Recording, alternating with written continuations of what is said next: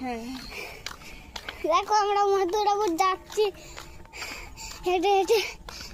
কষ্ট হয়ে গেছে। আমরা একটু দৌড়াইছিলাম, রেস করছিলাম, লাফাইনি, রেস করেনি,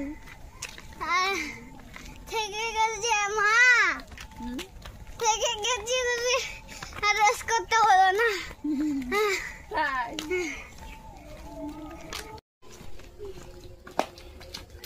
বুমরার মতন বল করছে।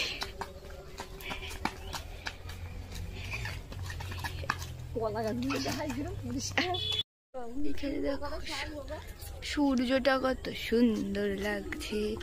আর এখানে ধান ক্ষেত। কি না শাক তুলবা কেন? দে দে দে দে আমাকে দে।